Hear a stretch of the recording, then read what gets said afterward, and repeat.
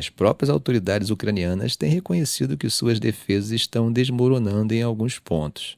Por isso, eles aumentaram o envio de equipes médicas para a linha de frente, já que estão se preparando para batalhas ainda mais pesadas, principalmente no sul e no leste.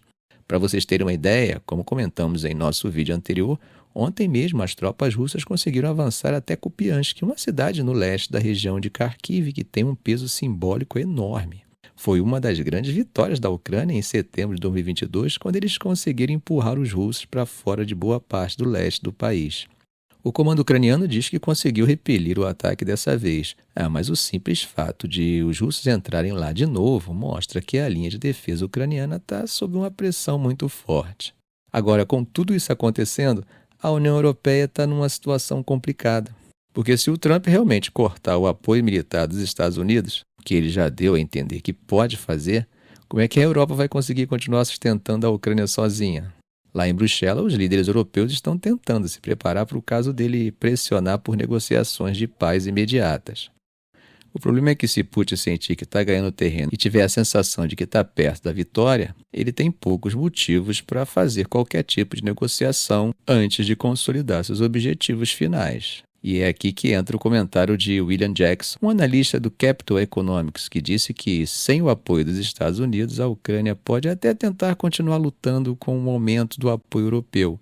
Mas a verdade é que, sem os recursos militares americanos, a Rússia pode acabar conseguindo forçar a Ucrânia a negociar em condições nada favoráveis para Kiev.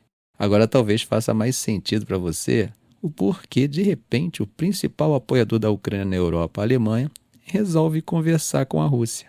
Ele deve estar tentando entender como a Rússia está conseguindo driblar as sanções impostas pelo Ocidente, porque, mesmo com todas as restrições, Moscou ainda está conseguindo financiar sua máquina de guerra. Bom, o que está acontecendo é o seguinte, gente. Depois que a União Europeia e os países do G7 proibiram empresas ocidentais de fornecer navios e outros serviços para o transporte de petróleo russo, a não ser que o preço desse petróleo fosse vendido abaixo de um certo valor estipulado pelos europeus, a Rússia deu um jeito de criar sua própria frota. Hoje eles têm uma espécie de frota fantasma com mais de 600 navios.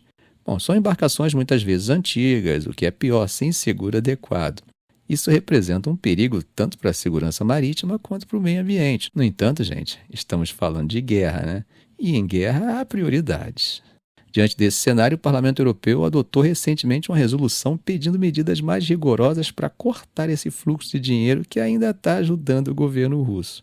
Eles estão preocupados porque, apesar das sanções, essa linha de vida financeira continua ativa e Moscou parece ter investido pesado, gastado bilhões de euros para montar essa frota paralela.